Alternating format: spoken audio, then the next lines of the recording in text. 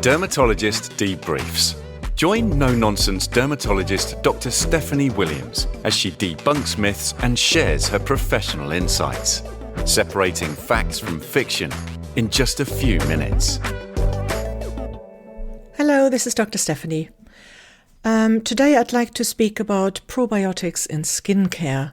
But before we do that, a couple of definitions for those who don't know what probiotics are. So probiotics, as you might know from supplements that we take in orally, are live, good bacteria, so to say, that help maintain a healthy balance of microorganisms in our body, whether that's in your gut or whether that's on our skin. And microbiome, or sometimes just abbreviated as the biome, refers to the entire community of microorganisms. So that includes bacteria, fungi, viruses, and others that live in a particular environment, such as your digestive tract or our skin, where they interact with each other and with our body to support overall health.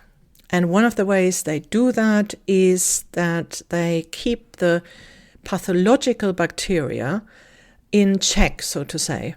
So in very simplistic form, the probiotics are the goodies and the pathological bacteria that can cause disease are the baddies. And the more known microbiome is that of our gut, but our skin actually has its very own microbiome, and it's very different from the gut's microbiome in many ways. And this skin microbiome and skincare supporting the microbiome is currently very in for good reason, because it's very important. And there are various skincare products containing prebiotics or probiotics or postbiotics. But I don't think people really understand the difference between these when it comes to skincare. And that's what today is all about. So let me break it down for you and explain the difference between prebiotics, probiotics, postbiotics, and microbiome modulators. But firstly, let me answer the question whether there are actually skincare products on the market that contain live bacteria. And the answer to that is no. That wouldn't be stable. So what does probiotic skincare actually contain then? Let's start with prebiotics. So these are ingredients that selectively nourish beneficial skin bacteria, but not the harmful ones. So that way they are supporting a balanced microbiome, reducing inflammation, and also improving barrier function. So these are kind of food for our good bacteria. And the second group you may find in skincare, sometimes referred to as probiotics, but I actually prefer the term metaprobiotics because these aren't actually live bacteria. As I mentioned, that's not possible in skincare. But what they are is that they are probiotic lysates. That means that they are initially produced by fermentation, and then they are lysed, which means broken down, and integrated in that form into skincare.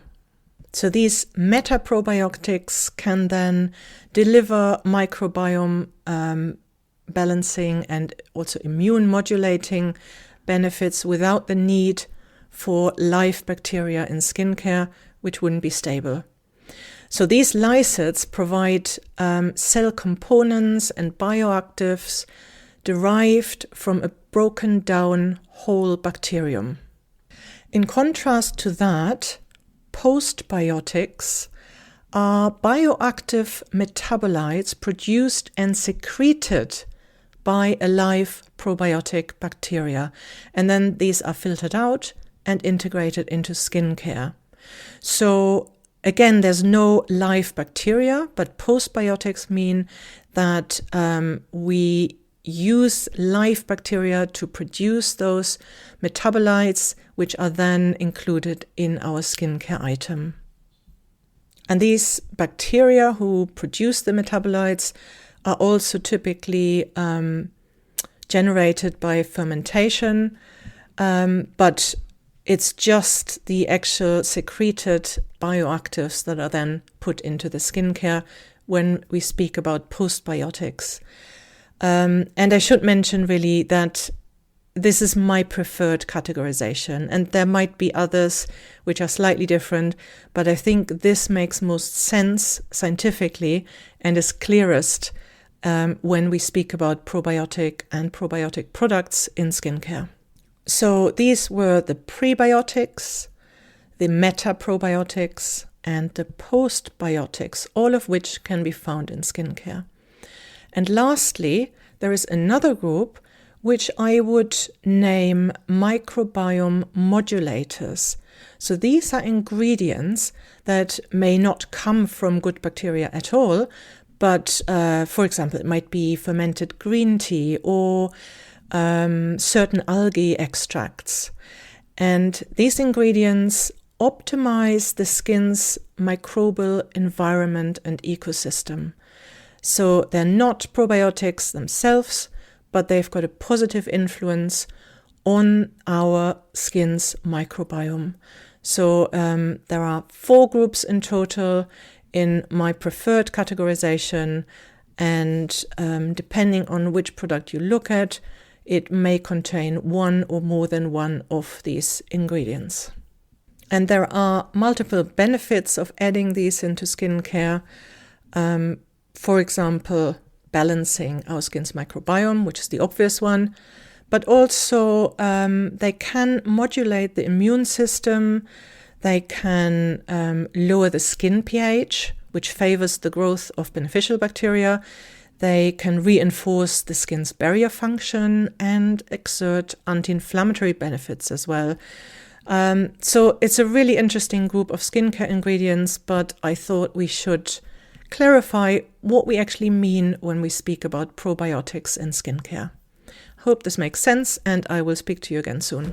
Bye-bye.